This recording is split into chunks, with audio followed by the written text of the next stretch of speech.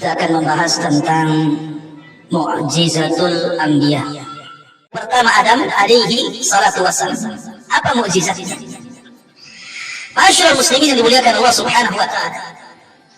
Di antara mukjizat Adam alaihi salatu wassalam adalah penciptaan Adam sendiri. Itu mukjizat bagi Adam alaihi salatu wassalam. Karena Adam alaihi salatu wassalam berbeda dengan keturunannya. Kalau keturunannya diciptakan oleh Allah Azza wa Jalla lewat laki-laki dan perempuan. Kemudian ada proses lagi dalam rahim seorang ibu, 40 hari segumpal mani, kemudian berubah segumpal darah, kemudian berubah segumpal daging, kemudian terbentuk, diutus malaikat, ditiupkan nur, dan begitu seterusnya. Tapi Adam tidak.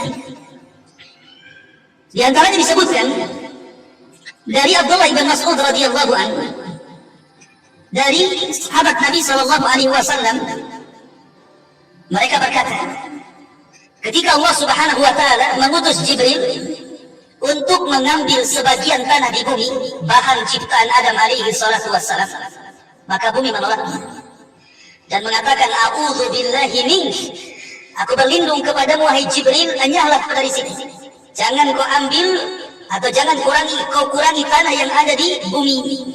Akhirnya Jibril pun kembali dan tidak berhasil mengambil tanah bumi.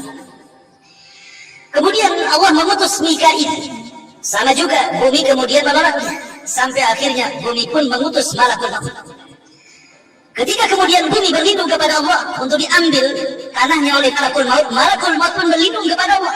Kalau dia sampai pulang menghadap Allah dan tidak mengambil dari tanah-tanah bumi tersebut, akhirnya kemudian bumi pun hanya pasrah diambil oleh malakul maut dengan berbagai macam jenis tanah dan sifat-sifatnya, kemudian diangkat ke langit.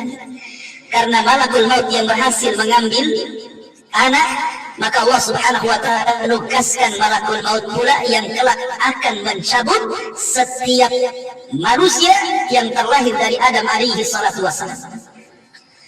Maka kemudian Allah Subhanahu wa taala ciptakan Adam dari tanah-tanah itu. Kemudian dibentuk sampai mengeras, ada yang mengatakan sampai 40 tahun mengeras. Kemudian setelah itu Allah Subhanahu wa taala tiupkan roh kepada Adam dan Allah perintahkan para malaikat untuk sujud. Dari sini maka mukjizat Adam, penciptaan Adam sendiri dianggap mukjizat bagi dia. Maka Allah Subhanahu wa taala mengatakan, inna masala Isa kamatsali Adam. Sesungguhnya permisalan Isa itu sama dengan permisalan Adam. Kalau Isa kemudian tercipta tanpa bapa, Adam lebih hebat lagi tercipta tanpa bapa dan ibu. Dan itu mukjizat Adam alaihi salatu wassalam. Ini yang pertama. Kemudian mukjizat Adam yang kedua, ta'limullah li Adam, di mana Allah Subhanahu wa taala mengajarkan pengetahuan kepada Adam yang tidak diajarkan kepada para malaikat ataupun kepada bangsa jin. Dan itu Allah Subhanahu wa taala isyaratkan dalam Al-Qur'an, wa 'allama Adam al-asma'a kullaha. Dan Allah ajarkan seluruh nama-nama. Sebagian ahli tafsir mengatakan maksudnya seluruh nama-nama ini, maksudnya Adam paham semua bahasa yang akan diucapkan oleh anak turunannya. Coba bayangkan di negeri kita saja ada berapa bahasa? Di negeri kita saja berbahasa-bahasa. Belum di negeri orang gitu ya. Ribuan bahasa yang diucapkan manusia itu. Tapi Adam alaihi salatu wassalam paham.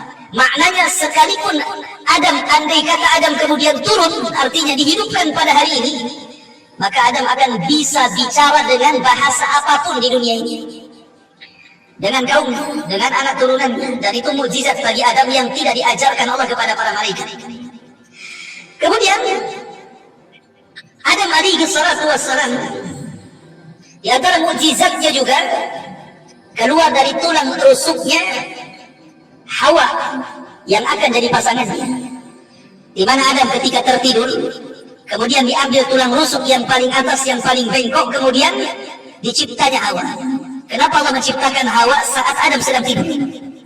Karena dikhawatirkan Adam itu kesakitan ketika diambil tulang rusuknya. Dan kalau dia kesakitan, nanti dia tidak suka dengan Hawa. Makanya kemudian Hawa diciptakan saat Adam masih tidur.